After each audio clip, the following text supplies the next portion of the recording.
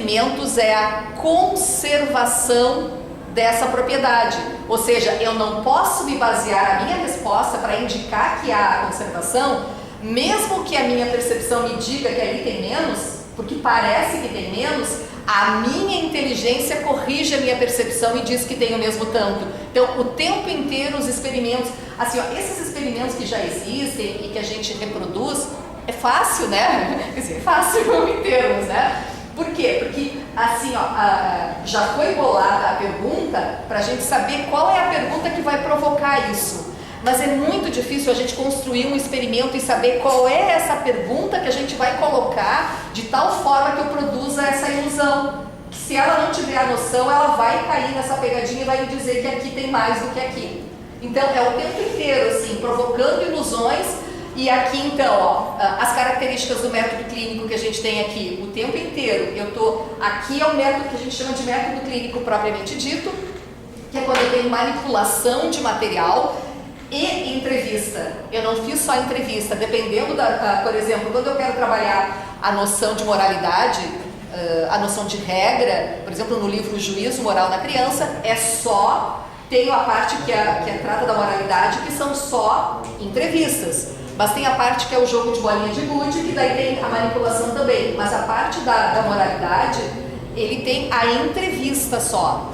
Aqui, nesse tipo de experimento, eu tenho a manipulação com a entrevista. E a entrevista sempre se caracterizando por quais são as características que marcam aqui. Eu tenho uma entrevista semi-estruturada, porque eu tenho determinados objetivos, e eu posso ir alterando a ordem, não preciso manter essa ordem sempre a mesma. Vou acrescentando perguntas conforme a resposta que ela vai dando, vou pedindo sempre a antecipação da resposta, antes de fazer a manipulação sempre tem a antecipação, sempre eu vou pedindo as justificativas e também a contra-argumentação, que são as características então, de uma entrevista do método clínico. Tá? Então, a antecipação, a justificativa das respostas e as contra-argumentações, que são aquela que envolvendo a outra criança da mesma idade.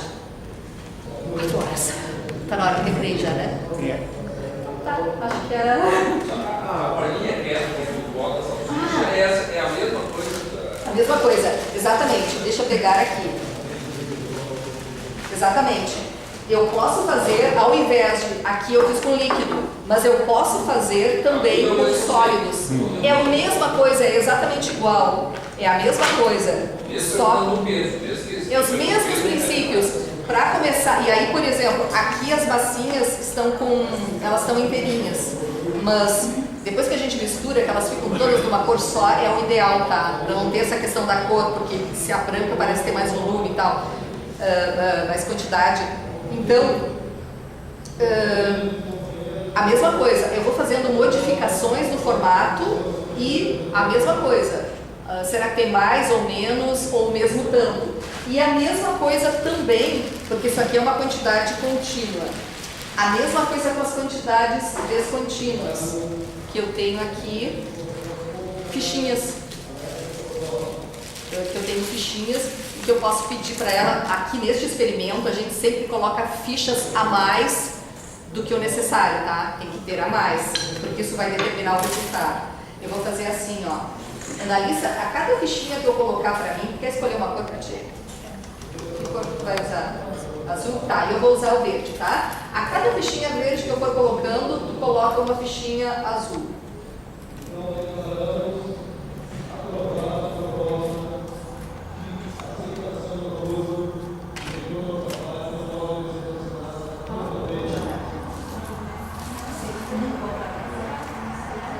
Ó, tá sobrando fichinha aqui, tá? Tem um monte de fichinhas azuis, um monte. Tem fichinhas azuis aqui ainda sobrando. Isso é importante, tá? Porque senão, o que acontece? Se eu tivesse colocado o mesmo número de fichas azuis, que é o que eu tenho de verde aqui, ela colocaria até esgotar as fichas e pronto. Não porque ela tenha noção, mas porque terminaram as fichas. Aí, assim, ó, ela fez o que a gente chama de correspondência termo a termo. Aí eu faço o seguinte, é a mesma coisa, só que com quantidades descontínuas, tá? É exatamente a mesma coisa. Eu faço o seguinte, tá, analisa, nós duas temos o mesmo tanto, uma tem mais ou menos fichas do que a outra, ou nós temos o mesmo tanto? tanto. Agora eu afasto. E agora, Analisa, uma de nós tem mais ou menos do que a outra ou tem o mesmo tanto? Como é que tu sabe isso? Porque não entrou nenhuma ficha mais e não foi retirada. A criança que não tem a conservação, ela diria que essa aqui tem mais, porque ó, elas em geral elas não dão a explicação, elas mostram assim com as mãos, ó, aqui tem mais. E aí eu vou variando os formatos. Faço o círculo. Tá. E agora, o que tu achas? Tem o mesmo tanto ou uma tem mais ou menos do que a outra? Tem o mesmo tanto, mas a criança responderia que tem mais? Provavelmente. Porque aqui, ó, os limites, perceptivamente, conforme vai aumentando o número, porque aqui, ó, por isso a gente não muda, o número bom é a partir de 7, tá? Números maiores, por quê? Porque se for muito pouquinho, é difícil causar essa ilusão. Mas quando são números maiores, é que a gente olha só, que está mais comprido, né? Então ela vai dizer que aqui tem mais, vai se basear nessa coisa. E eu vou fazendo diferentes formatos, né? Mas a analista já tem a conservação e ela me diz, ela já tem a noção de conservação de número aqui, porque ela me diz que tem o mesmo tanto, né? Porque é muito interessante que a criança, no momento que está construindo a noção de número, e ela me diz que aqui tem o mesmo tanto, e ela consegue fazer par a par, e quando ela está construindo a noção, e ela até conta 1, 2, 3, 4, 5, 6, 7, 1, 2, 3, 4, 5, 6, 7, mas diz que aqui tem mais. E ela fica num conflito muito intenso, porque ela conta, quando ela está assim no momento de construção, é um momento muito bonito quando a gente vê essa etapa, que ela diz assim, ó, aqui tem 7, mas aqui tem mais. É muito lindo de ver isso, né? Porque assim, ó, ela olha aquilo ali e as coisas não fecham. E isso gera um conflito cognitivo. E aí a gente pode pensar, não, o conflito é uma coisa ruim. Não, justamente esse conflito cognitivo que ela fica desconcertada porque ela não consegue conciliar uma resposta com a outra. Porque ela diz, aqui tem 7, mas aqui tem mais. Né? Então, ela está numa etapa assim, de construção da noção, né? E acho que é muito interessante, é muito bonito de ver quando ela fica ali preocupada com aquilo, né? Mas então, como é que ela vai conciliar essas duas alternativas? Né? Até realmente se dar conta de que não interessa, tu pode mudar o formato quando quiser, e aí a gente vai brincando com os formatos, né? Vai esticando, vai juntando. Tânia, e nesse caso, como seria uma antecipação? Teria como fazer uma antecipação? Tu poderia perguntar da mesma forma, se eu botar eles mais separados, o que tu acha que vai acontecer. Tu pode ir brincando com essas várias alternativas, né? Por quê? Porque tu sabe que qual é o objetivo que tu tens? Verificar se ela conserva a quantidade. E como é que a gente faz isso? Mudando os formatos.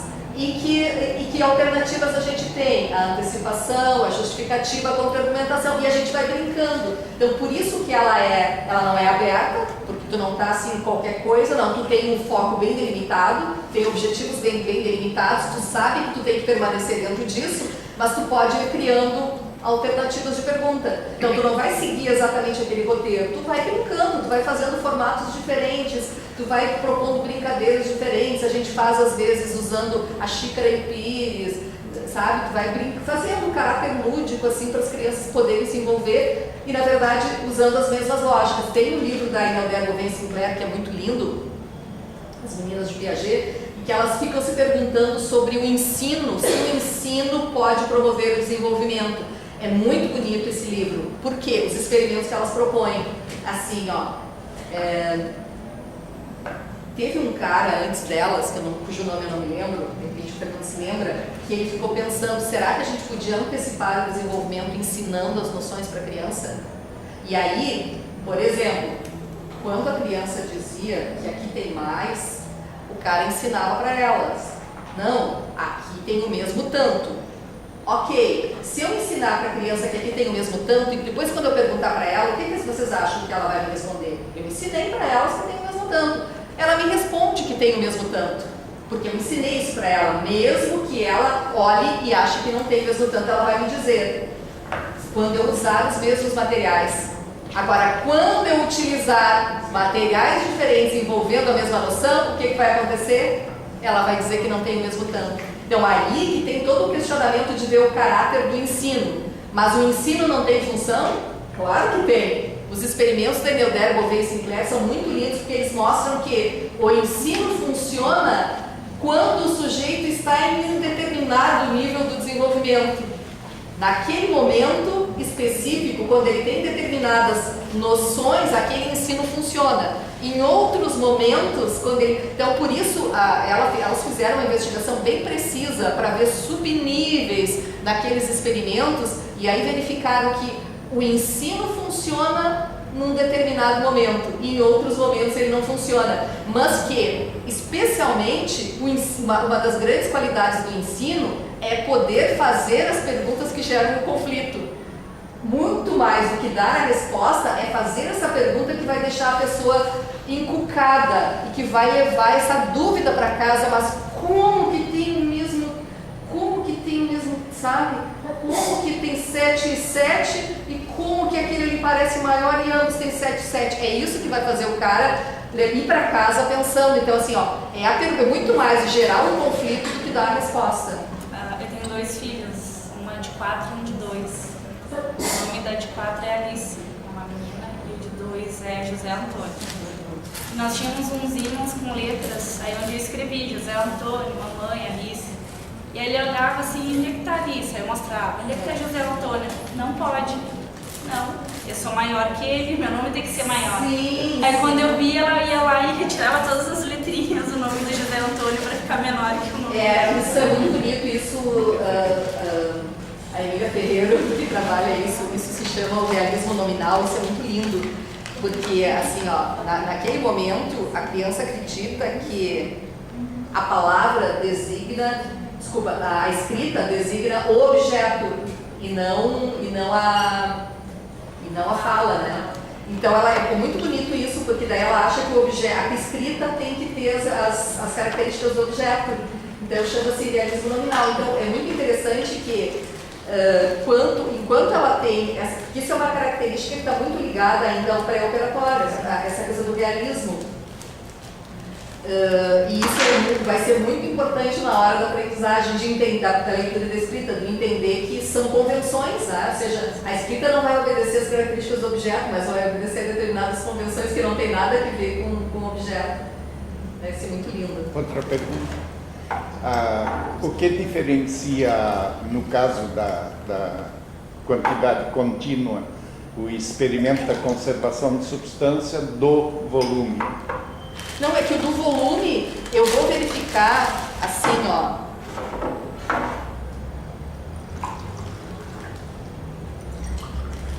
Os dois têm o mesmo tanto, tá? Faz de conta que os dois têm o mesmo tanto? Isso. Voltando aqui.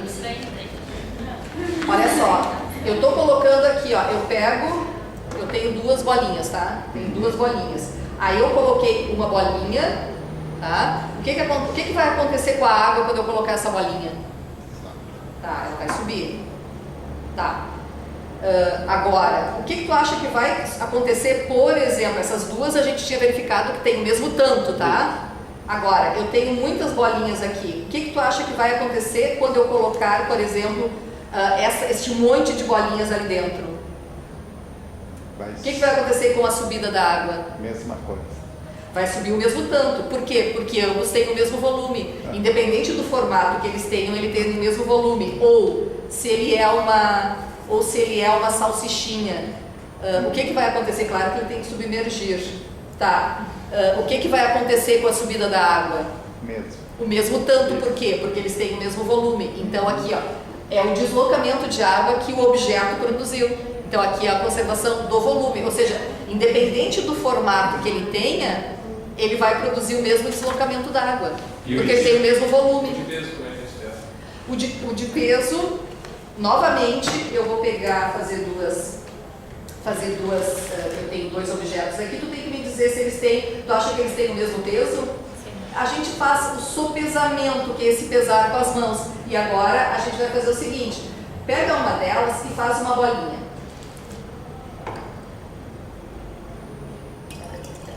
A mesma coisa, exatamente a mesma coisa. Agora, o que tu acha que aconteceu? Será que uma delas tem mais peso do que a outra ou as duas têm o mesmo peso? As duas têm o mesmo peso. Como é que sabe disso? Porque tem a mesma quantidade de massa, os dois foi acrescentado.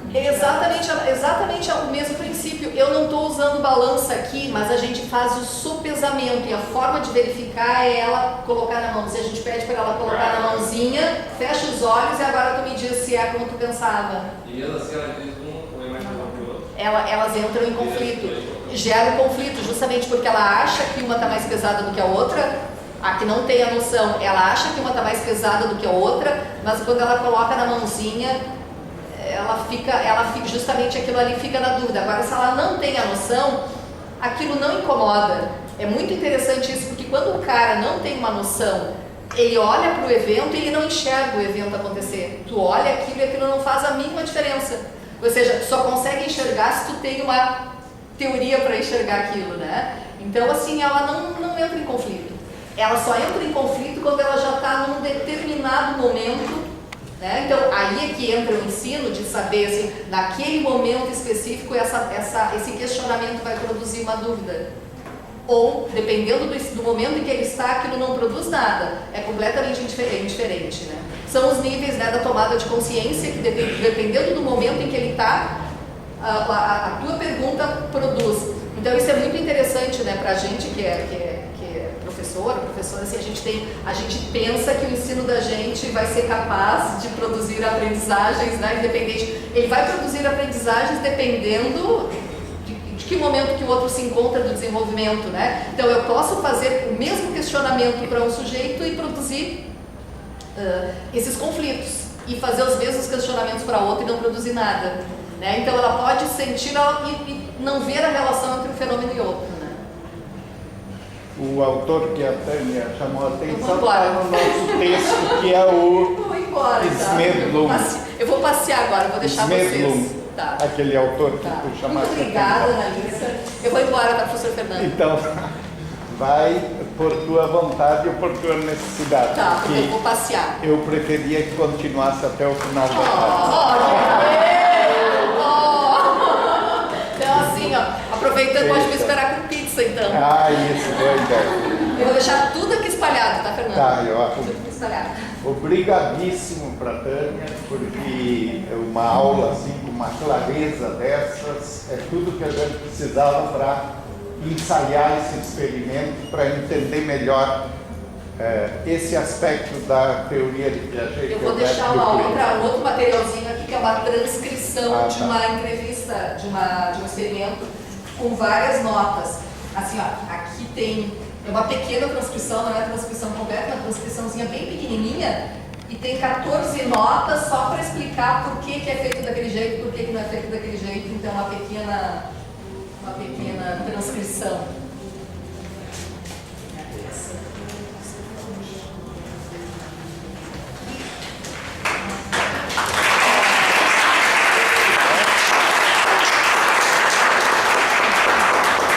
Passou voando.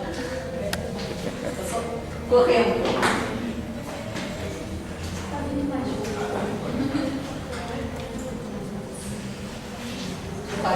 Vocês vão fazer recreio?